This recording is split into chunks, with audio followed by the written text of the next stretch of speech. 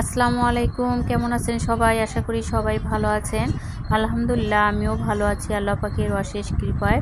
যে যেখান থেকে আমার এই ভিডিওটি দেখছেন সবাইকে আন্তরিক মোবারকবাদ। দেখতেই পাচ্ছেন আমি একটা সুন্দর একটা পুডিং কাটতেছি, আর এই পুডিংটি একদমই কম সময়ে কম খরচে তৈরি করলাম। পুডিংটি তৈরি করতে লেগেছে 1 প্যাকেট গুঁড়া দুধ 10 টাকার, আর হচ্ছে একটা কাঁচা আম। আর এই আমটি ছিল আমাদের বাসায় একটা নতুন গাছে একটি মাত্র আম ধরেছিল, সেই আমটা দিয়েই তৈরি করলাম। আর খেতেও অনেক মজাদার, দেখতেই পাচ্ছেন অনেক নরম।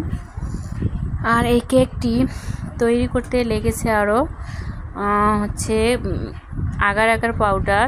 এখানে 1 চামচের বেশি আগার আগার পাউডার দিয়ে দিলাম। আর হচ্ছে ব্লেন্ডার করা আম ছিল, সেই আমটা রাইস কুকারে দিয়ে দিলাম। স্বাদ মতো চিনি দিয়ে দিলাম। যেহেতু কাঁচা আম একটু টক, এর জন্য চিনির পরিমাণটা একটু বেশি দিতে হবে। আর এখানে একটা যেহেতু আম, অত চিনি লাগবে না, আর দুধেরও পরিমাণ কম। দেখেন এখন এইরকম হলো আমার জেলিটা। এখন এটা নামিয়ে নেব। আর বেশিক্ষণ রাখলে এটা একদমই ঘন হয়ে যাবে, আর ঘন হলে ভালো হবে না। এখন আমি একটা পাত্রে এটা নামিয়ে নিলাম। এটা জমানোর জন্য ফ্রিজে ডিপে রেখে দেব আধা ঘন্টা লাগবে না, 20 মিনিটের মতন লাগবে। এখন এটা ফ্রিজে রেখে দেব।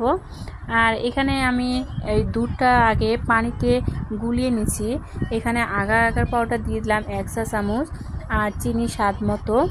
এখন এটা ভালো করে নাড়তে হবে, না নাড়লে এটা দলা দলা হওয়ার সম্ভাবনা আছে।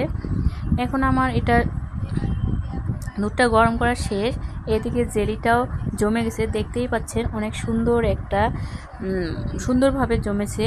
এটা এখন আমি সুন্দর করে কেটে নেব। কেটে নেওয়ার পর দেখেন কাটার পর কত সুন্দর হয়েছে। এটা এখন আমি ভালো করে গরম দুধে ভালো করে নেড়ে এটা সেট করে নেব। আর এটা ভালো করে না নাড়লে এটা কিন্তু সেট ভালোভাবে হবে না, দেখতে ভালো লাগবে না। যে ইয়াগুলো আছে আমের জেলিগুলো, এটা ভালোভাবে সুন্দরভাবে নিতে হবে, তাহলেই সুন্দর হবে, মানে পুডিংটা দেখতে সুন্দর হবে আর কি। এভাবে আমি ফ্রিজের মধ্যে রেখে দেব আধা ঘন্টা। দেখতেই পাচ্ছেন আমার পুডিংটা একদমই কমপ্লিট, কত সুন্দর দেখা যাচ্ছে। আমি অবশ্য এখানে আমের মধ্যে একটা কোনো কালার অ্যাড করিনি, সবুজ কালার অ্যাড করলে অনেক ভালো লাগতো আরও, কিন্তু আমি করিনি এটা। এখন এটা তুলে নেব।